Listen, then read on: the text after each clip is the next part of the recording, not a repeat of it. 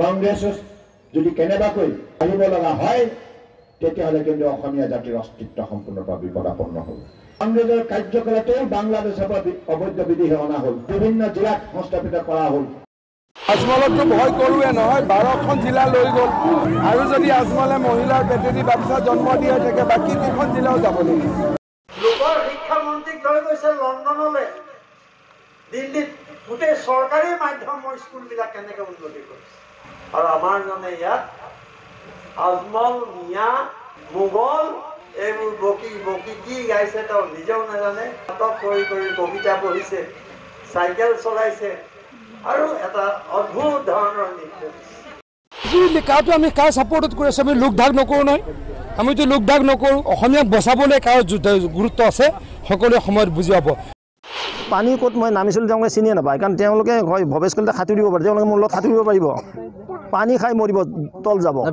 ইতিমধ্যে চাহ বাগিচাসমূহৰ পৰা বিজেপিৰ কৰ্মকৰ্তাসকলক মানে কি কয় শিয়াল খেদা মানে কি খেদা মুঠতে তামাম খেদিছে, মই মোবাইলতহে দেখিছোঁ। আৰু গেৰেণ্টি থকা মাল যোনে টিভিৰ পৰা কিনিছে তাৰে মাল বেয়া ওলাইছে আজিলৈকে, হয়নে নহয়? কিন্তু ৰাজনীতিটো এনেকুৱা নেকি এটা গেঞ্জি কিনিলে দুটা গেঞ্জি ফ্ৰী? কংগ্ৰেছৰ গভৰ্ণমেণ্ট হোৱাই নাই, আমাৰ লগত ৰেজিষ্টাৰ কৰক।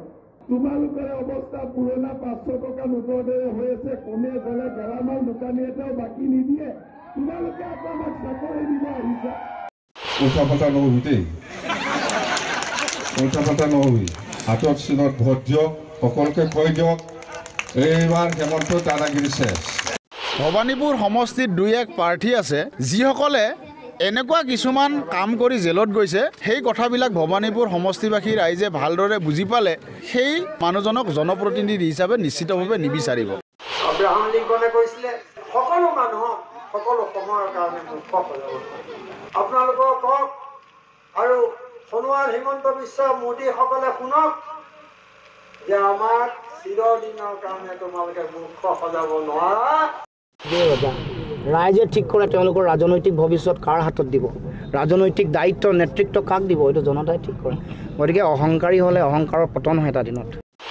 AIDFে 16খন আসন দিছে আৰু 16খন আসন গোটেইকেইখন জিকিলেও তেওঁ মুখ্যমন্ত্ৰী হোৱাৰ কোনো প্ৰশ্ন নুঠে। মুখ্যমন্ত্ৰী কংগ্ৰেছৰ নেতৃত্বতেই হ'ব। মোৰ যে এজন বন্ধু আছে চিনি পায়, এনেকৈ চকু দি পেলাই যে কয়, সেইজনে ক'লে যে বছৰি আমি 25 লাখকৈ চাকৰি দিম, কিন্তু তেওঁতো 25 লাখকৈ নিদিলেই। অদ্ভুত বৰদলৈ যে বসন্তৰ কুলি, কোনোবাই চিনি পায় নেকি? কোনোবাই চিনি পায় নেকি? আহে নেকি? ভয়ৰ সংকাত ক'তো মানুহে নাই তেওঁলোকৰ মিটিঙত। ভয়ৰ সংকাত 50,000 ভোটৰ ব্যৱধানত যিকোনো লিখি ৰাখক। এই ৰেলীয়ে প্ৰমাণ কৰিছে তেওঁলোকে য'তে যায় তাতে খেদা খায়। আৰু তাৰ পিছতো যদি ক'ব বিচাৰে যে আমি বিপুল ভোটত জয়যুক্ত কৰিম, তেতিয়াহ'লে ৰাইজে তেওঁলোকক আশীৰ্বাদ দি দিছে।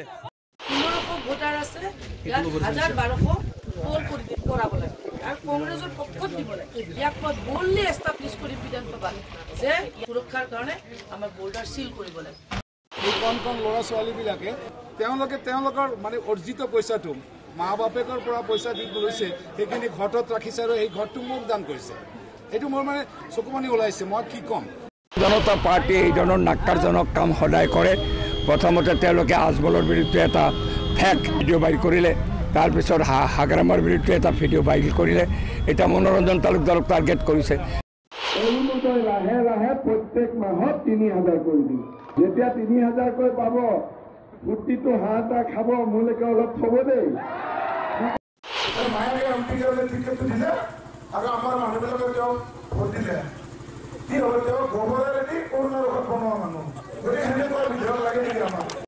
মই বিধায়ক হিচাপে নিৰ্বাচিত হ'লে এটা দুৰ্নীতিৰ তেওঁৰ পৰা মই হিচাপ ল'ম। তেওঁ যিমান দুৰ্নীতি কৰিছে গোটেই হিচাপ তেখেতে দাখিল কৰিব লাগিব আৰু অন্যথা তেওঁ জেলৰ ভাত খাব লাগিব। প্ৰতিষ্ঠিত মন্ত্ৰী তেখেতে আজি নিজে ক'লে নোৱাৰি, নিজৰ ওপৰত নিজৰ আত্মবিশ্বাস তেখেতে হেৰুৱাই হিমন্ত বিশ্ব শৰ্মা ডাঙৰীয়া, অসমৰ মুখ্যমন্ত্ৰী ডাঙৰীয়াক আজি কলিয়াবৰলৈ নিৰ্বাচনী প্ৰচাৰৰ বাবে মাতিবলগীয়া হৈছে। সেই যিখিনি তেখেতে পানীৰ কাম কৰি গ'ল, সেই আশীৰ্বাদখিনিয়ে মই এতিয়া পাইছোঁ যে মোক কৈছে যে বাইদেউ আপুনি আহিছে, খুব ভাল লাগিছে, ছাৰৰ পানীয়ে আমি এতিয়ালৈকে খাই আছোঁ, ছাৰৰ কাৰণে আৰু নিশ্চয় আপোনাক এইখিনি আশীৰ্বাদ দিম। আমি সৰ্বজন গৃহীত নেতা বৰ্তমান নাই, আমি আগবাঢ়িছোঁ।